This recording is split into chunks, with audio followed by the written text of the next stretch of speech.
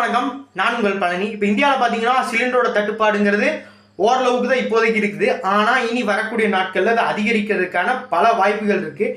காரணம் என்னன்னு கேட்டிங்கன்னா, என்னதான் இருந்தாலும் ஸ்ட்ரெயிட் ஆஃப் ஹார்மோஸ் அந்த வழித்தடத்துக்கு ஈரான் பர்மிஷன் கொடுத்தாலும் நம்ம இந்தியா 85% இந்த கச்சா எண்ணெய் யாரை டிபெண்ட் பண்ணியிருக்காங்கன்னு கேட்டிங்கன்னா சவுதி மற்றும் கத்தாரை டிபெண்ட் பண்ணி இருக்கிறாங்க. சவுதி கத்தார் யாருக்கு சப்போர்ட் பண்ணுறாங்கன்னு கேட்டிங்கன்னா அமெரிக்காவுக்கு சப்போர்ட் பண்ணுறாங்க.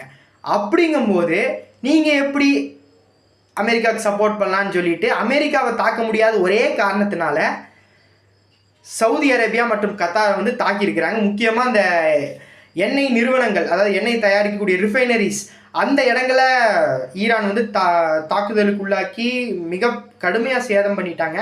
இதன் தாக்கம் மித்த நாடுகளுக்கு எப்படி இருக்கும்னு தெரியாது. ஆனால் இந்தியாவுக்கு மிகப்பெரிய ஒரு தாக்கமாக இருக்கும். ஏன்னா நம்ம 85% அவங்கள டிபெண்ட் பண்ணி தான் இருக்கோம்.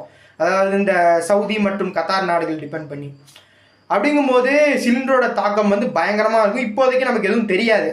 இப்போயே பிளாக்ல கூட நம்ம சிலிண்டர் வாங்கிக்கலாம். ஆனால் இன்னும் ஒரு 2 இல்லை 3 வாரங்கள் இல்லைன்னா இந்த அடுத்த மாதத்தோட கடைசிக்குள்ளே பார்த்தீங்கன்னா உச்சத்துக்கு போயிடும். காரணம், ஈரானும் அமைதியாக இருக்க மாதிரி தெரியல, அமெரிக்காவும் அமைதியாக இருக்க மாதிரி தெரியல. அமெரிக்கா அடித்ததுக்கப்புறம் ஈரான் அமெரிக்காவை அடிக்காமல் அமெரிக்காவோட ஃப்ரெண்ட்ஸ் ஈரானுக்கு ஒரு வகையில் எனிமீஸ், அவங்கள அடித்த காரணத்தினால அவங்களுக்குள்ள ஒரு போர் இப்போ உலகத்தை பார்த்திங்கன்னா ஒரு எக்கனாமிக் போராக மாற்றிடுச்சு. ஏன்னா ஒரு சிலிண்டர் இருந்தால் தான் இப்போ தமிழ்நாடு இல்லை இந்தியாவில் பார்த்தீங்கன்னா பல இடங்களில் ஹோட்டல் மூடிட்டாங்க. தமிழ்நாட்டை ஸ்பெசிஃபிக்காக சொன்னால் நிறைய மூடிட்டாங்க. காரணம் இந்த சிலிண்டர் தான். ஹோட்டல்களே மூடும் போது இப்போ வீடுகளும் இயங்காத ஒரு நிலைக்கு வந்துருச்சு. அதுதான் நிதர்சனமான உண்மை.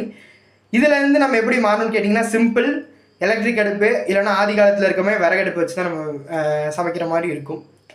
இதை பற்றி உங்கள் கருத்து என்ன? முக்கியமாக இந்த பதிவு எல்லாருக்கும் ஷேர் பண்ணுங்கள். ஏன்னா சாப்பிட்றவங்க ஒவ்வொருத்தருக்கும் இந்த விஷயம் தெரியணும். ஜெய்ஹிந்த். தேங்க்யூ.